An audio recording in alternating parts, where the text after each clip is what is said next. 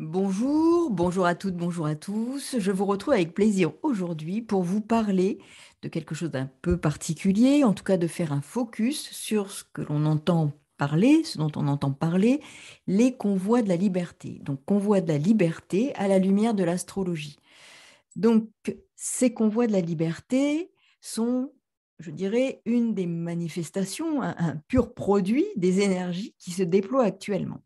Alors, d'abord, effectivement, vous voyez ici le thème du 13 février. Alors, j'ai pris ce jour-là particulièrement parce qu'il s'agit d'une des dates évoquées pour ces rassemblements de population mus par cette dynamique en cours qui parle de liberté, de reprendre le pouvoir. Et nous avons, dans le même temps, cette lunaison en cours qui a commencé début février avec une nouvelle lune en Verseau et cette pleine lune à venir, le 16 février, donc dans cette dynamique, dans ces jours-là plus particulièrement, lune qui sera, donc pleine lune qui se déroulera dans le signe du Lion.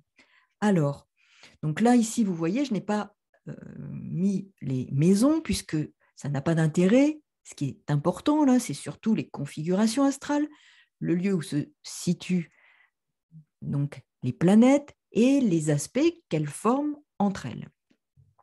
Donc, ces convois de la liberté à la lumière de l'astrologie. Donc, manifestation des énergies qui se déploient actuellement.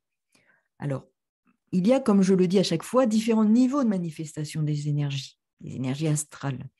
Du plus subtil, qui sous-tend d'ailleurs tous les autres, celui mu par les forces de lumière, les forces spirituelles. Donc ça, il faut bien l'avoir en tête. Et niveau, je dirais, le plus dense, mais qui pour autant est nécessaire à l'accomplissement de l'ensemble.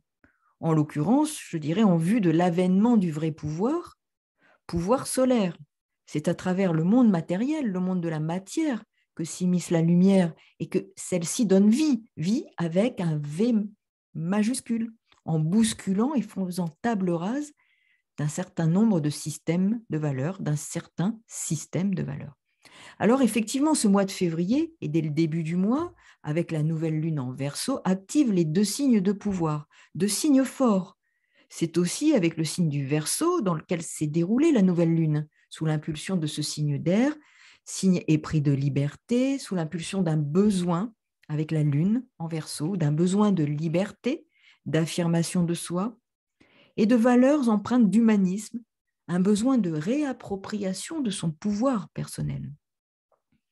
La population, on le voit dans de nombreux pays, veut affirmer ou réaffirmer sa puissance et son pouvoir. Canada, Guinée, Éthiopie, des voix commencent à s'élever en France, en Belgique et dans d'autres pays européens. Et bien au-delà. Je ne peux pas citer tous les mouvements en cours, mais ils sont tous imprégnés de cette volonté, de ce besoin de se réapproprier son pouvoir créateur. Alors, comme vous le savez que le couple Saturne-Uranus se défait, que le carré se défait, les deux mastodontes sont en marche directe, toutes les planètes ont repris leur marche directe, nous avons aussi des marches, des convois qui s'organisent pour occuper l'espace, reprendre un espace usurpé, l'espace, le territoire, sous emprise d'une sorte de pouvoir illégitime, bâti sur le mensonge et la peur. Donc c'est une énergie de reconquête, la reconquête de notre pouvoir, pouvoir intérieur, personnel, pouvoir des populations. La lutte qui permet l'expression de notre rayonnement solaire, de notre créativité, de notre réalisation est sous-jacente à cette dynamique. Et là, comme vous le voyez, les énergies du 13 février, avec la Lune en Cancer, opposée Mars, Vénus et Pluton en Capricorne, exprimera bien ce besoin, cette envie, ce désir d'agir. La population, le peuple exprimera son besoin, son envie d'agir et de se défaire de l'oppression d'un pouvoir intraitable en vue de permettre à l'être humain de vivre en toute dignité. Donc c'est une configuration évocatrice des énergies d'une forme de désobéissance civile. Le vrai pouvoir rend fort, le vrai pouvoir rend généreux, comme le symbole du lion. Donc nous sommes bien dans cet axe de février activé, Verseau-Lion.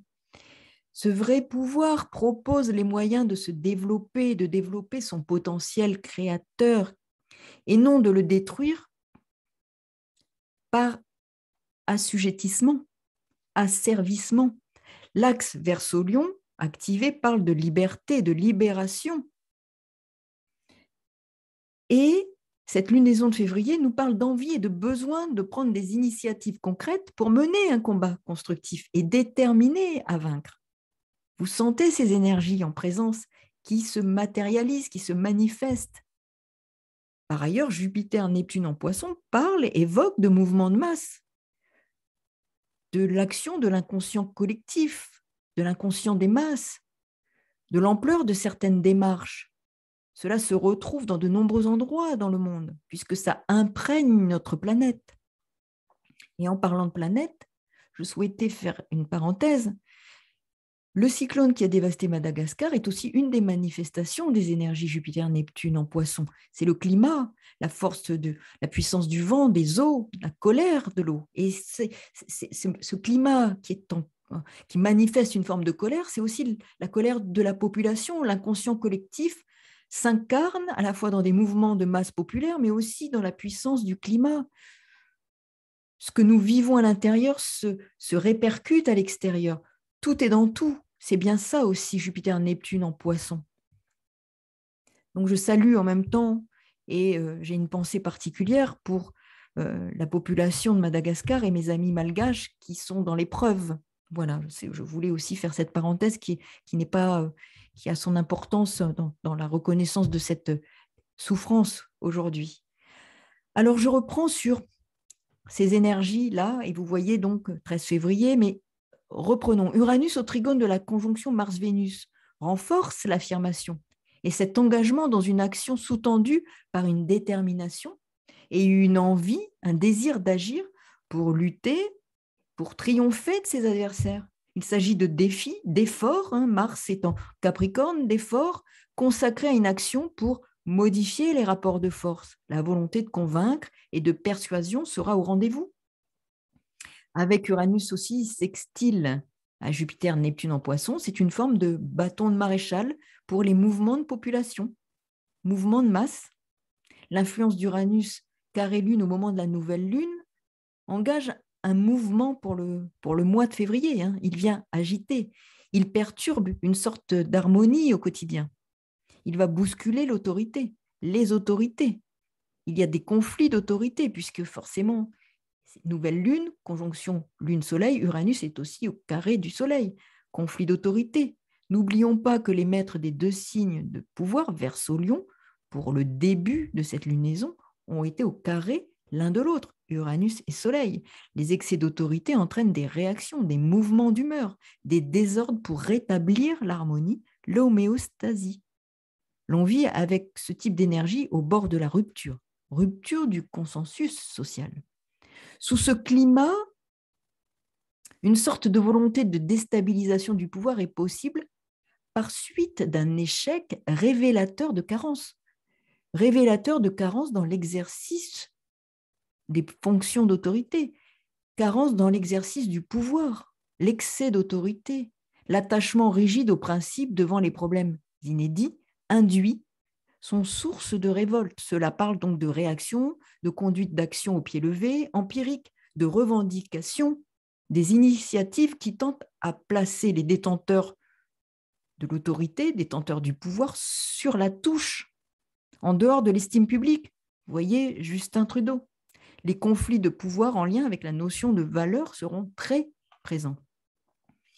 Lune en Cancer, comme vous le voyez, pendant cette période-là, et l'aspect dissonant Lune-Mercure fait se sentir à l'étroit dans des rôles, les rôles que l'on pourrait nous imposer. Donc il sera par conséquent bien difficile de se satisfaire d'une opinion, d'une idée simple, voire simpliste. Et si idéal il y aura comme une quête, une investigation pour aller chercher, comprendre, chercher la vérité. Avec la dissonance Lune-Mercure, portée à son extrême, il y a une question de décomposition et de désacralisation notamment avec Mercure conjoint à Pluton. Il y a une tendance à mettre le sens sans dessus-dessous pour comprendre, chercher et au mieux trouver cohérence. C'est une forme de lucidité que certains, qui n'apprécieront pas, qualifieront de pernicieuse parce qu'elle va nuire au plaisir d'exercer son pouvoir et aussi parce qu'elle démontre et dénonce des incohérences.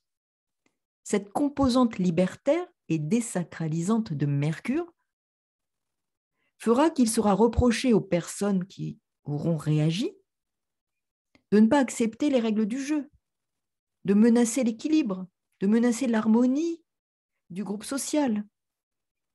Le chantage affectif et émotionnel sera donc potentiellement présent. L'opposition Lune-Vénus, quant à elle, évoque la question de l'unification des tendances et peut rendre difficile donc de concilier ses aspirations, ses idéaux, son besoin de participer au groupe social et ses préoccupations profondes, plus exigeantes. Donc il y aura des tensions entre un besoin d'harmonie et je dirais l'envie de défendre des valeurs essentielles. Un écart douloureux, mais qui motivera la combativité martienne associée à cette Vénus. Et puis l'aspect dissonant Lune-Mars tend, lui, à accentuer le divorce entre les besoins, la sensibilité, le besoin d'appartenance à un groupe, représenté par la Lune, et l'impulsivité, les engagements passionnés. Et enfin, l'aspect dissonant Lune-Pluton, quant à lui, il accentue l'incompatibilité des valeurs représentées par la Lune et par Pluton. Donc crise, mauvais ménage, rupture de la quiétude, notamment au sein de la population, menace. Et il en résulte des perturbations créées par deux fonctions qui se concilient difficilement, je dirais. L'une assemble et l'autre sépare. Bref, ces énergies sont propices à la marginalisation et à l'expression de points de vue contraires à ceux du groupe social, de notre milieu quotidien. Donc, il apparaît une forte intolérance à se trouver confronté à des personnes dont l'on flaire les abus, les complicités malsaines. Alors, comprenne qui peut. Et puis, il y a bonnes énergies de lunaison, mais vous voyez un peu tout ce qui se brasse actuellement et la manifestation de ces énergies à différents niveaux. Je vous remercie pour tous vos messages, pour tous vos échanges et à très bientôt pour de nouvelles aventures astrales. Au revoir.